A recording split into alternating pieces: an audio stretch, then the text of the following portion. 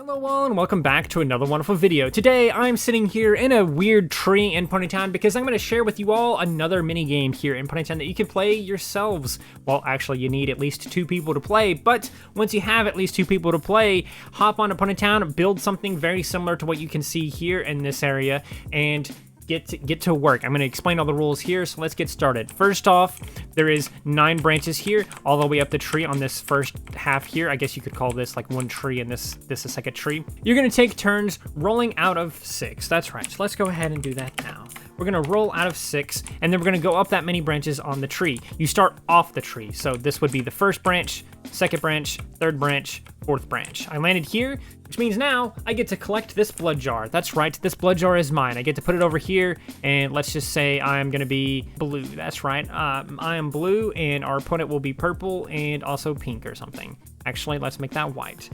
And I've collected that, and now my opponent goes. They'll also roll out of 4 or whatever like that.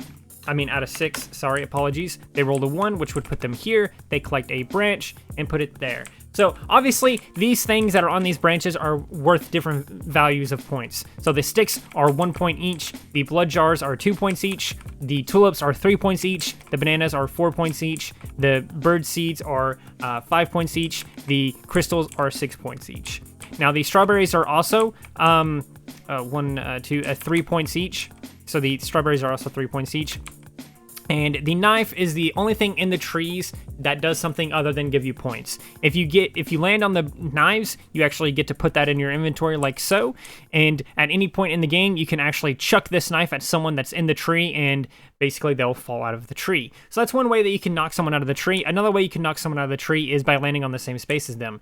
For example, right now we know someone is on the knife, we know someone is on the blood jar, and we know someone is on here. So if I was to roll a 4 or something like that, 1, 2, 3, 4, there's already someone in this space. I push them out of the tree, and they fall off the tree, and they go all the way back here to the beginning. They don't go to the first branch, they go off the tree entirely. They don't lose anything, nothing else bad happens to them, they're just not in the tree anymore.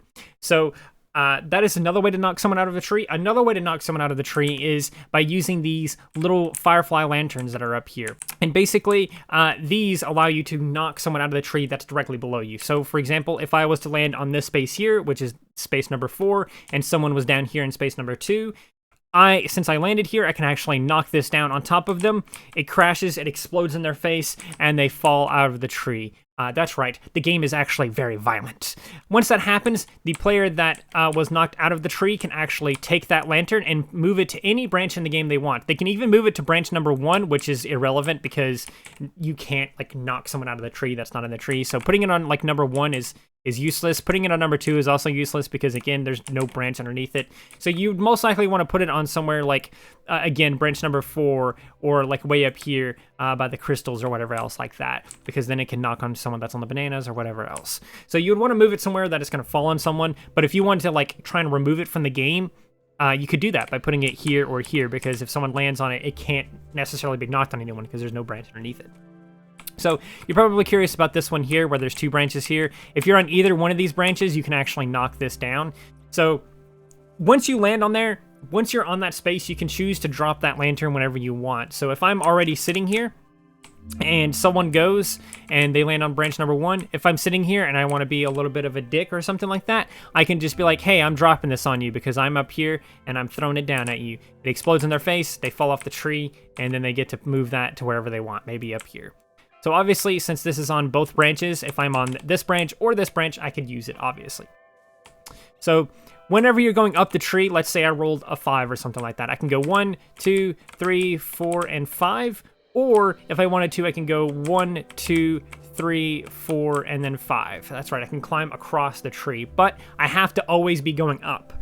And so as long as I'm always going up, I can go wherever I want. You cannot go down at any point in the game unless someone pushes you off or like throws a knife at your face and knocks you off that way. Once the knives are used, they're used. They can't be used anymore. They're just gone. They're a one-time use. They're stuck on that person forever, I guess.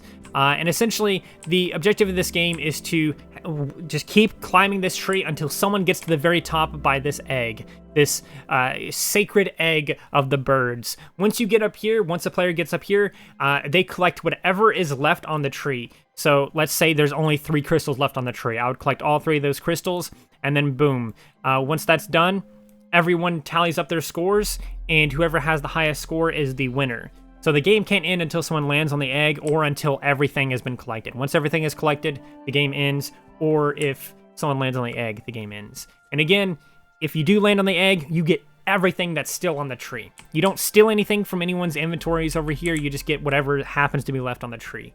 So it's not an instant win, but based on how early you can get there, it can be an instant win. So this is just a basic little tree game that I came up with here in Ponytown. I find it personally very fun and interesting. There's definitely certain strategy that you can use, like, you know, try to go this way instead of going up this way and stuff like that. So if I was to go up this way and then here, since I can't go up anymore, I would actually have to leave the tree. That's one thing I forgot to mention. But yes, it could be worth picking up the knife and then leaving the tree to like knock someone off. Like you think they're here, you think they might roll a 3 or something like that, try and knock them off the tree or something. Strategizing where to move the lanterns to once you're able to move them, that's very important, and stuff like that. So have fun with this. I would love to see you guys play this. And one more thing real quick, the plate is just decorative. It's meant to be like a frisbee that got stuck in the tree. Same thing with this. This is just a lost child.